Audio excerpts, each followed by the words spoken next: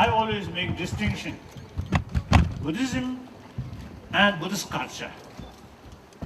Buddhism means to, I'm related with Buddhist practitioner.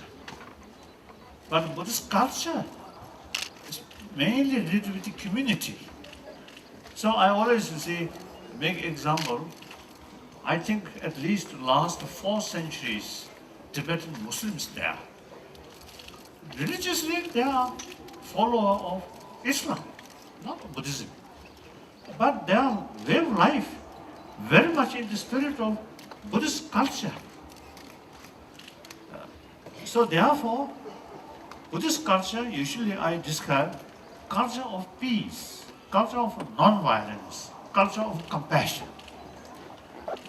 So that kind of sort of way of life is not only Tibetan interest, but actually interest, I think, the whole world.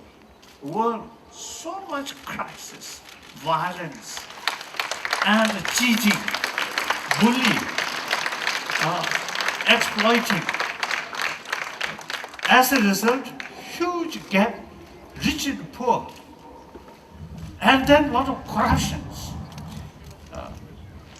a lot of hypocrisy.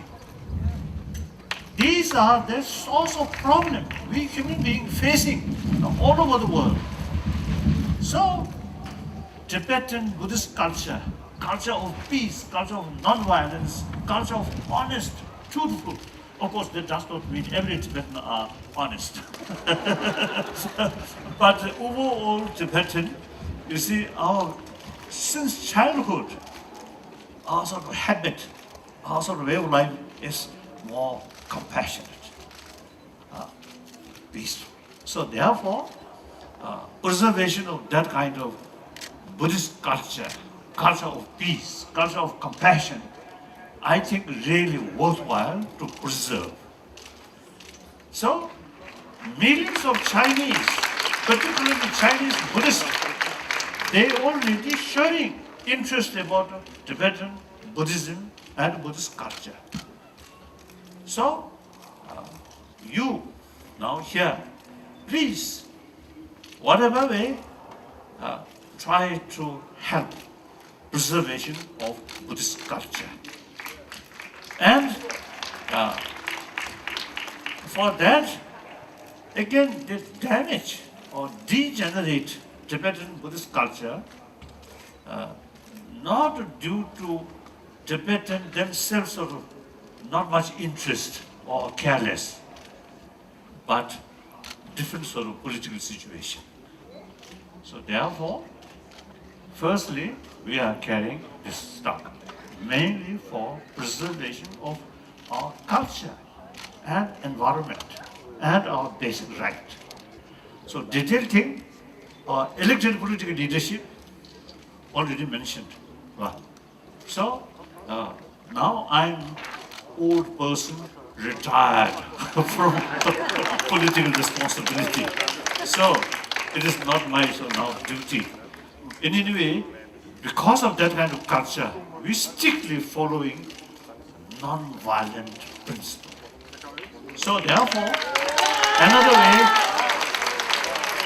small community, totally committed struggle according to non-violent principle. That anyway showing example to rest of the world, difficult struggle can carry according to non-violent principle. So your support is actually give sort of, what's the encouragement rest of the world. Whenever they find difficulties, you see, immediately violence. That's not right way. Look, Tibetan, in spite of a lot of difficulties, strictly following non-violent principle. So please keep in your mind when you showing concern about Tibet, please think that. So that's all. Now, I think you wait here quite hot sun. So thank you very much. I really appreciate it. Then lastly, thank you.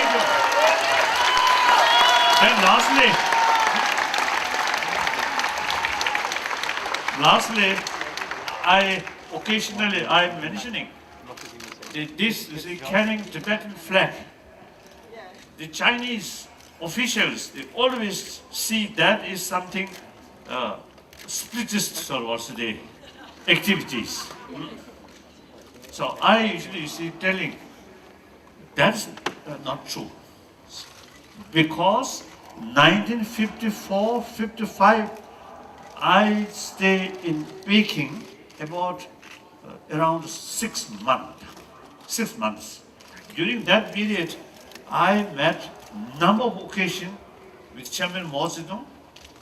Of course, other leaders also existed. At that time, all leaders I met. Then Chairman Mao, several meetings.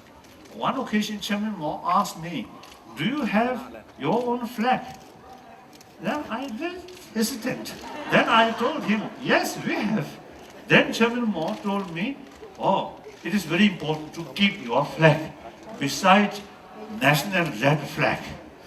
So therefore, I already got a permission to keep this flag from Chairman Mao Zedong himself.